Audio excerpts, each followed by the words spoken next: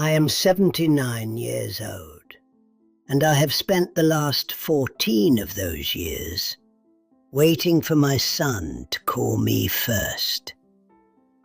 He never did. Neither did I. If you are watching this, and you have a father you haven't spoken to, or a son you're waiting on, I need you to stop what you're doing right now. Not when this video ends, right now. Because I am going to tell you something that took me nearly 8 decades to understand. And you cannot afford to learn it the same way I did.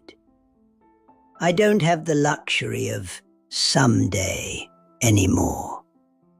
Most mornings I wake up and I think, is today the day I call Marcus? And then I make my coffee, and I read my paper, and the morning becomes afternoon, and I tell myself, tomorrow. That is how 14 years disappear. Not in one dramatic moment, not in a single unforgivable thing, but in 14 years of tomorrows that I kept choosing over one phone call. My name doesn't matter. What matters is that I was your grandfather, your father, your neighbor, the man in every family who thought he was doing everything right. And I was, mostly. That's the cruelest part. I was mostly a good father. Mostly is not enough. Marcus was born in 1971, 3rd of October, a Tuesday. I remember it was a Tuesday because I had a regional sales meeting in Cincinnati that Thursday, and I was already worried about missing it. He was 2 days old, and I was thinking about Cincinnati. I want you to sit with that for a moment. I was not a bad man. I want to be very clear about that, because I spent a long time hiding behind it. I was not a bad man. I provided. I showed up. I coached one season of Little League when Marcus was 8. One season. And I still thought about that season for the next 30 years, like it was evidence of my dedication. One season. The truth is, I was on a hamster wheel, and I had convinced myself that the wheel was the point. Every promotion was a step toward something. Every late night at the office was an investment in our future. I was climbing, always climbing, and I never once stopped to ask whether the ladder was leaning against the right wall. It wasn't. I reached the top. Regional vice president, corner office, company car. And I looked around and I thought, now what? And the answer was, keep climbing. Because the wheel doesn't stop just because you realize you're on it. It just gets faster. Marcus grew up in that house while I was on that wheel. He learned to ride his bike. His mother taught him. I remember the afternoon she told me, and I said, "That's great, buddy," at the dinner table. And I meant it. I genuinely meant it. But I was also reviewing quarterly projections in my head while I said it. He was 9 years old, and he learned to ride his bike without me. I didn't think that mattered then. I think about it now. Almost every day, I think about it now. The fight that ended us, the one that started the 14 years of silence, was about money. Specifically, it was about a check I didn't tell Marcus I'd written to his sister when she needed help with her mortgage. It wasn't the money. I know now. It was never the money. It was that he found out from her, not from me. He felt left out, handled, like a child who couldn't be trusted with family information. He was 41 years old, and I had treated him like a child. Because in my mind, if I am brutally, shamefully honest, in my mind, he had never quite lived up to what I imagined for him. I never said that to his face. I didn't have to. He knew. Sons always know. The argument was on a Sunday in November. He said things. I said things.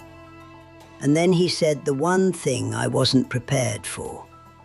He said, "You have never once, not once, asked me what I wanted. You've just decided what I should be and been disappointed ever since." And I told him he was wrong. I told him he was wrong. And I walked out of that room, and I waited for him to apologize. I want you to understand the specific arithmetic of what I did next. I chose being right over being close. I chose the satisfaction of winning an argument that, looking back, he was not entirely wrong about. I chose that over my son. And I dressed it up. I told myself I was teaching him a lesson about respect. I told myself I was waiting for him to mature. I told myself it hadn't been that long. 1 year became 3.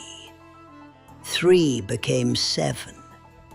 7 became 10. We lived 40 minutes apart. During those years, Marcus had a second child, a girl, Emma. I have met her twice. She is 11 years old. She doesn't really know who I am.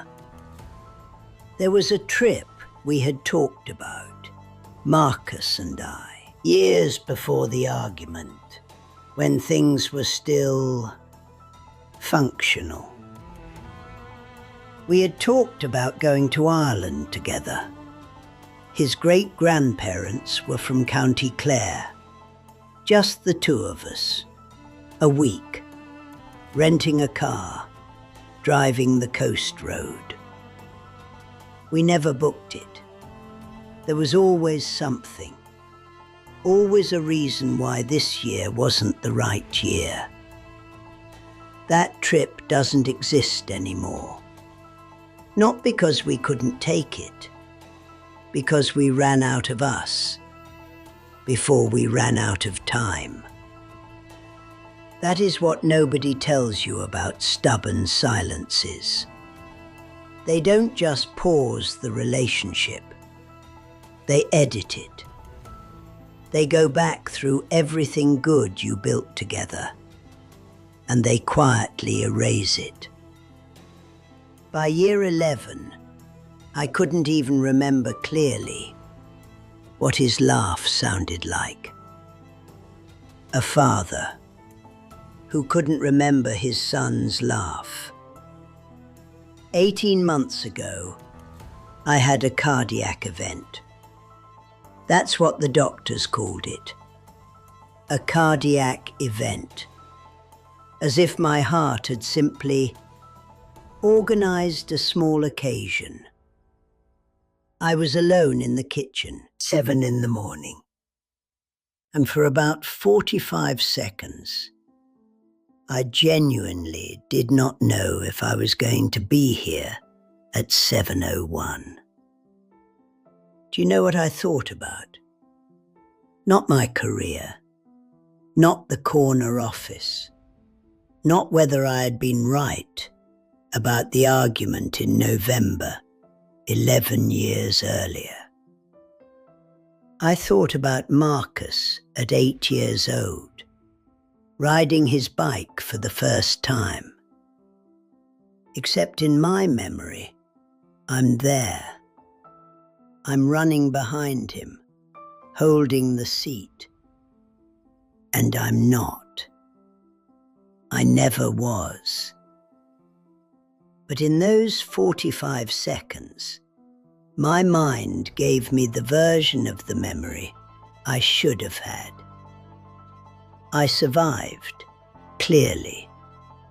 And the very next morning, I picked up the phone.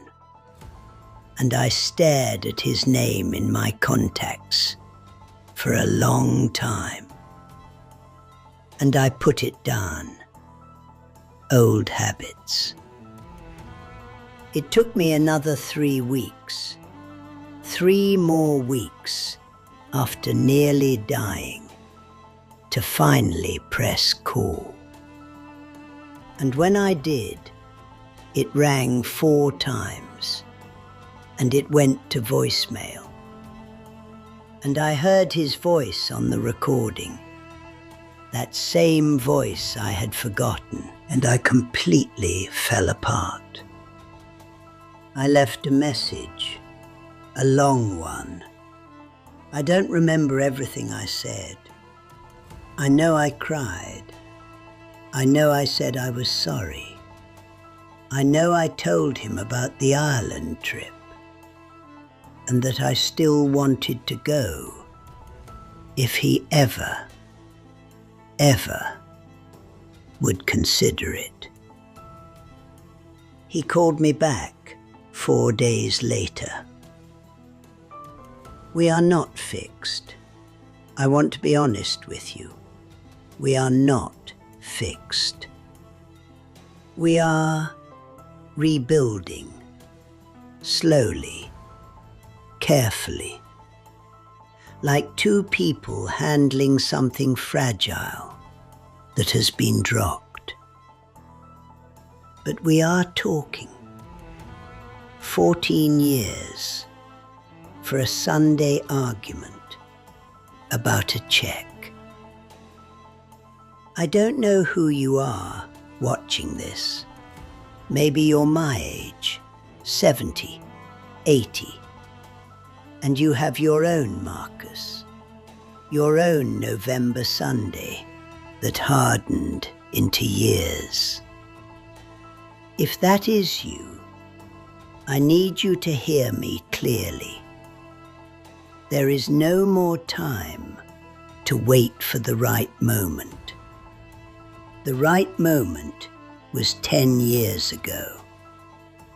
The second best moment is right now, today, before this video ends. The call does not have to be perfect. It does not have to resolve everything. You just have to make it. Because when people leave, and they leave, one way or another, eventually everyone leaves. They take the possibility of that call with them. And what's left behind is a hole in the history of your life that nothing fills. And if you are younger, 30, 40, maybe 50, and you are watching this thinking it doesn't apply to you yet, I was you. I sat where you are sitting. I thought I had decades to sort things out. I thought the important conversations could wait for a calmer season. I thought providing for my family was connecting with them. I thought being present in the house was the same as being present in the room. It isn't. Tonight, when your child wants to show you something on their tablet that you find boring, watch it. Watch the whole thing. Ask a question about it. Let it be the most interesting thing in your world for 5 minutes, because they are not showing you the video. They are asking you, do I matter to you? Answer them. When your father calls at a bad time and you think about letting it go to voicemail, don't. Please. I am begging you from the other side of this. Don't. Marcus and I are going to Ireland. We booked it last month. October. County Clare. It took us 43 years and a near-death experience to take a 1-week trip. Don't wait that long. Don't wait at all. Someday is today. It has only ever been today. That's all I have. If something in this letter found you today, if it reached something you've been quietly carrying, please share it. Not for me, for the person in your life who needs to hear it from you. Not from an old man on a screen. Subscribe. Stay with us. Every week, someone like me sits down and says the thing they should have said 30 years ago. Maybe it will remind you to say yours today. Good night, Marcus. I'll see you in October.